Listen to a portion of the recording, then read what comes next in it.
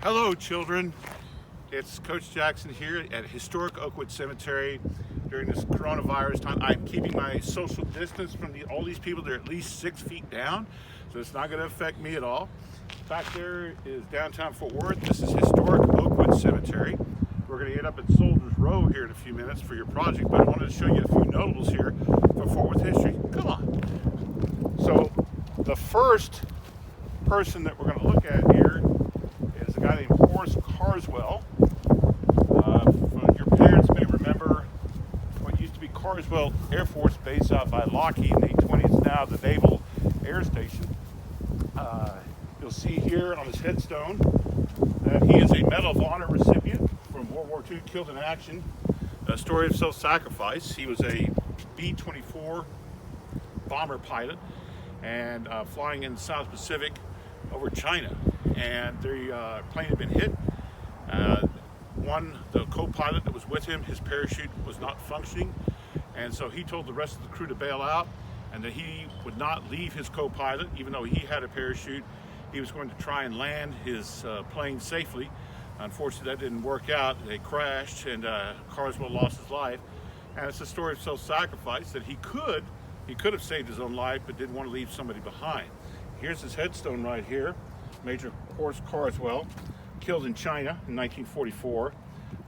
This was not his original burial place. He was buried over here at what is now the Naval Air Station. But when it changed name from Carswell to the Joint Naval Air Station, they exhumed his body, brought him here, and then also brought his parents here also that are buried beside him here. But a hero from Fort Worth, Medal of Honor recipient for World War II. So we're going to go look at some other things here in a minute. I'll be right back. So here we are in another part of this cemetery here that's interesting. If you look at these headstones here, they're all the same. But if you look here on top of each headstone, they all have the same logo here on all of them. And because this profession was here in what was known as downtown Fort Worth, what used to be called Hell's Half Acre, with a lot of saloons and brothels, bartenders had their own union. And this is what's called in the cemetery Bartenders Row. And all these guys here you had to be part of a union to serve beer or liquor in downtown Fort Worth, and here they are. Wouldn't go well today with a lot of Southern Baptists, but that didn't matter 150 years ago. So if you look behind you, what's being filmed here, you'll see a lot of these massive crypts and people that had a lot of money, but judged by size. We're going to look at more of those in another part of the cemetery. But if you come to this one simple headstone right here, you'll see the name Mary Porter, called me Madam, born in Ireland sometime in 1844, but died in 1905. But as we pan back here, you see this whole area here. Women who worked in brothels, prostitutes, were not high on the social rung, and when they died, nobody really cared about them. And so what you have here, this is an unmarked grave area here for at least 4, maybe even more, buried here of ladies that worked in Hell's Half Acre in downtown Fort Worth, and they were just not thought of high on the social ladder to merit one of these mausoleums, but they're all the same now. There, it doesn't matter. So we're going to move on to the next spot. How offensive in these sensitive days to have that here, but it's part of our history. Confederate battle flag. This is someone of significance here. Confederate general in the American Civil War. There were only 450 or so generals in the Confederacy, and this one was from Texas. I've spared no expense for you children. I want you to get top quality education. And so at my own expense, I'm bringing in a consultant who's an expert on walls ranges. Let me introduce you to Professor Theron Pollock, a noted Civil War historian. Mr. Pollock, would you please enlighten us about who General Thomas Wall was? Well, Thomas Neville Wall, thank you, Mr. Coach Jackson. I appreciate it. Thank you for being here. Thomas Neville Wall was a Confederate general who commanded some Texas forces, collectively known as the Texas Legion.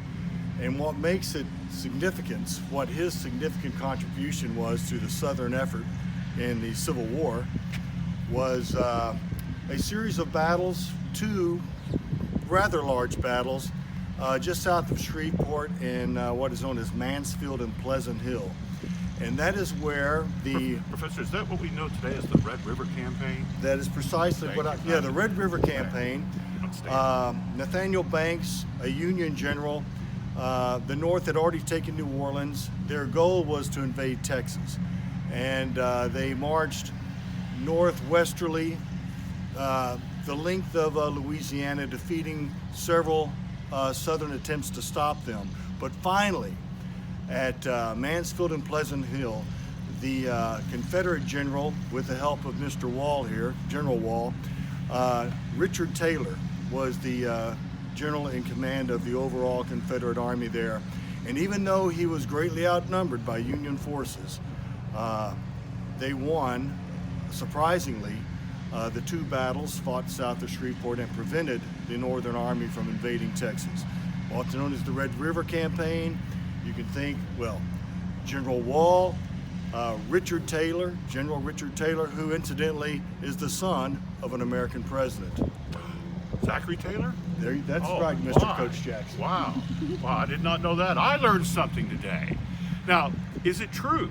Is it true that Richard Taylor, before going to battle at Pleasant Hill and Mansfield, where they were going to win, knowing that Banks was in command on the other side, he said, "Boys, we're going to win today. You can bank on that." I think that may be a little, maybe some urban legend built into that one. So we went. You're a straight facts guy, and you're going to discount that is probably rumor and not Rumor, true. it's fake news. Fake news, Yes. Fake news indeed. Especially, Professor Pollock, we thank you for this hard-hitting expose on General Wall right here, his final resting place with that offensive Confederate battle flag, but that's his legacy. We're going to move on to our next site. Hello. One thing that made Fort Worth rich was the cattle industry and the cattle business. There was a big demand for meat in the late 19th century, and the stockyards, which a lot of you are familiar with, became a packing station and a place to ship beef out. This big mausoleum right over here to my right, we're looking at the back of it, but it was a cattleman named Burke Burnett. Burke Burnett, Texas, which is just north of Wichita Falls, is named after him. But this guy right here, John Slaughter, was also a cattleman, had a very large ranch here in Texas. And he loved his ranch so much as his view. There's something very unique here, and our camera person is going to come up here and we're going to look into the crypt here, and if it'll show up, you'll see in the back there he had a stained glass window made, and that was his favorite view of his ranch that you can still see today when you take a look at it. But we're going to look at some other notables. Watch out there, camera person, don't fall down. And we'll be right back.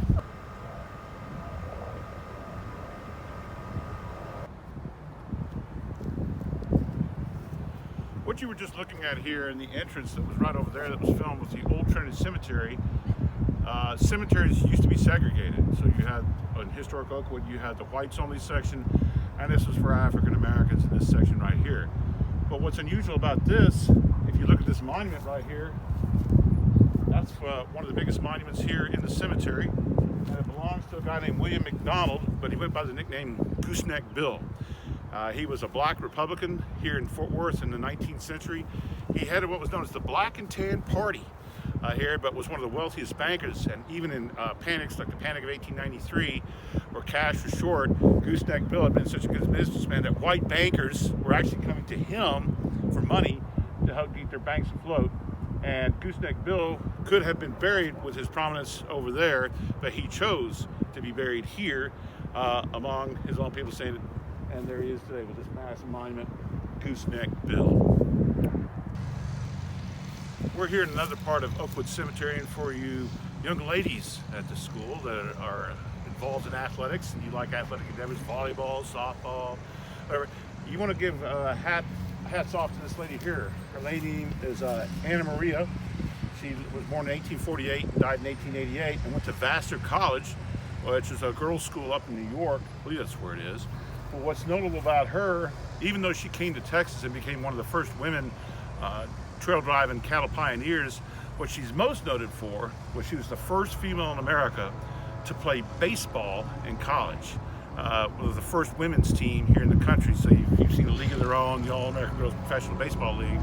That's from World War II. This goes back in the 1860s when baseball was first coming around. This was your first female baseball player in the United States, and they ended up coming from New York to Texas. Didn't live very long, only 44 years old, but a noted, again, cattle pioneer. But Hooray for girls athletics. Yes. The thing that's annoying sometimes when you're watching the Dallas Cowboys game, they come back from break, they always show cattle and guys on horses, and there's this legend that Texas is full of cowboys and Indians. There's still shootouts. Well, there is some truth in that. This guy right here, Jim Courtwright, was a sheriff here in downtown Fort Worth, and over here in downtown what used to be known as Hell's Half Acre. I've mentioned that before, and it was called that, if I haven't explained it, because of all the debauchery and sin that was going on there. That there was a little bit of hell here on earth with all the sinning that was going on. But this guy was a sheriff, and there was a guy named Luke Short who was in the White Elephant Saloon. Now, the White Elephant Saloon today is over in the stockyards, but the original one was over here in downtown Fort Worth, and Luke Short was wanted by the law, and so Courtwright actually called him out into the street for a gunfight, kind of winner take all, dead or alive. What happened to him, though, unfortunately, was as they went to draw, his pistol got hung up in his jacket, and he couldn't pull it in time, but Luke Short ended up gunning him down and shot him dead. So poor Jim Courtwright.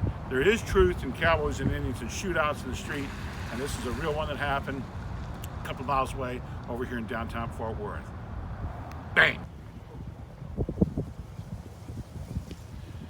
This is where we were going to come on Tuesday the 17th before this virus plagued our nation and we couldn't go to school anymore.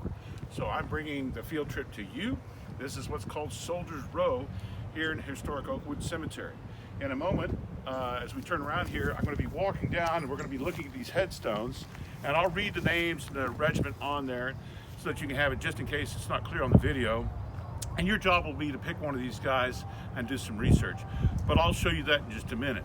I wanted our consultant, Professor Pollock, to join me here, but it's very emotional for him.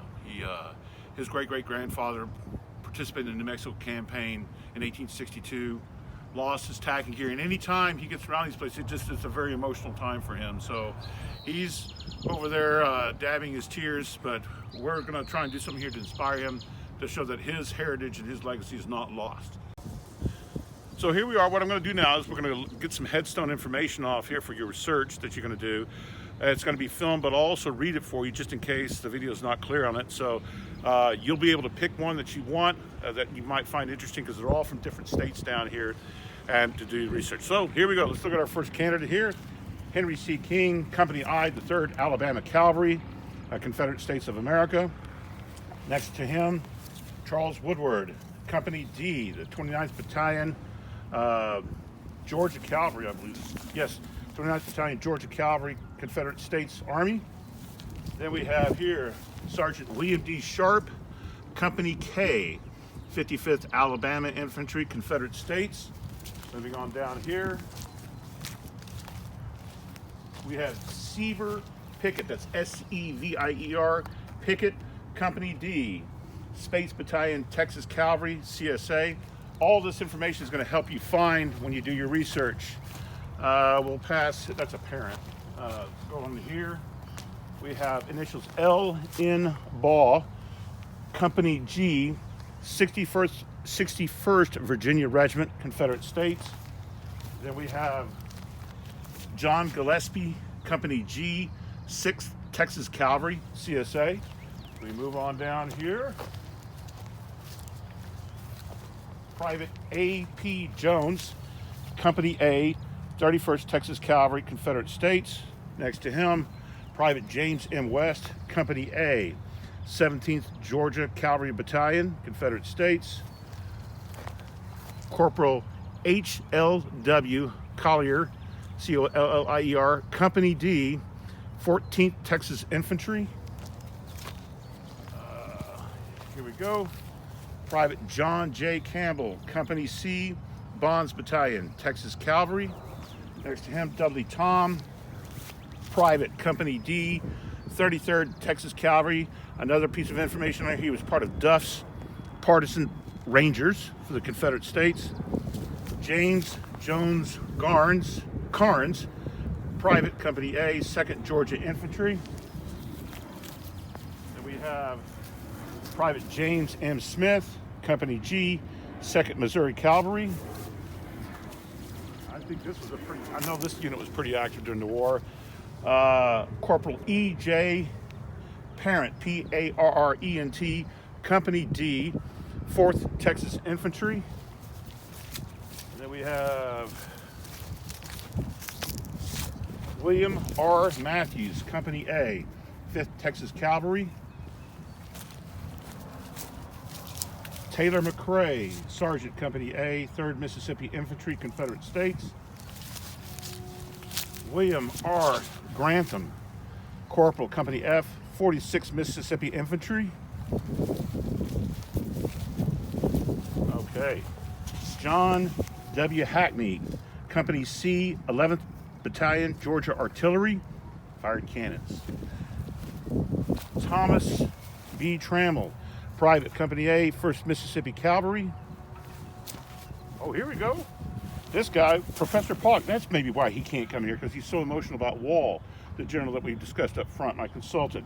Erastus D. Killiff, Private, Company A, 1st McCulloch's Texas Cavalry, Company A, Wall's Texas Legion. Again, that general that Professor Pollock referenced up front. John Thomas Ware, Corporal, Company K, 42nd Georgia Infantry. Right here. Private Henry B. McGarr, Company L, 1st Texas Infantry.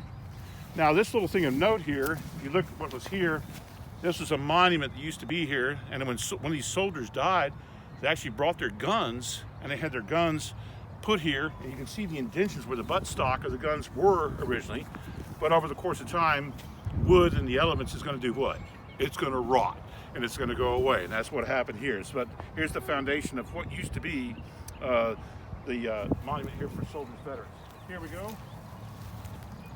John Turner, Texas, Company D, 20th Regiment, Texas Cavalry.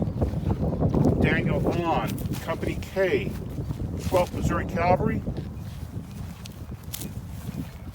Here we go.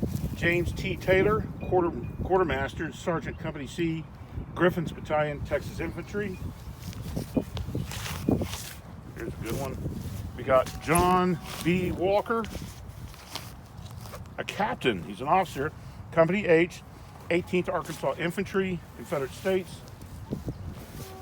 Sam H. Brown, Company C, 5th Alabama Cavalry. There's a few more so that you have a selection. Henry Newton Jackson, Private, Company E, 6th Missouri Cavalry. Company B, 9 Elliott's Missouri Cavalry. William Neighbors, Sergeant, Company F, 31st Alabama Infantry. Horace S. Tatum, Private, Company A, 21st Wilson's Tennessee Cavalry. Some more Texas guys. An officer, Captain Oscar Painpear, Company A, 1st Battalion, Texas. Napoleon B. Hoskins, Sergeant, Company D, 23rd Battalion, Tennessee Infantry. Sergeant W. W. Gilley, Company A, 6th Texas Cavalry. Horace Wood, Private, Company A, 18th Tennessee Infantry. Company A, 8 Smith, Tennessee Cavalry. Dan Parker, Company F, 19th Texas Cavalry, Burford's Regiment. And this will be our last one here. Private Conrad Schmidt, Company C, Tennessee Infantry. And that should do it. So you have plenty to select from. All these guys, I'll send you the information, links on how to research and find the information on these guys. I'll send you the rubric separate from the videos so that you can look at this information. And that. This concludes our field trip today. I'm sorry we didn't get to go this last Tuesday, but this is the next best thing, to bring this to you. So with that,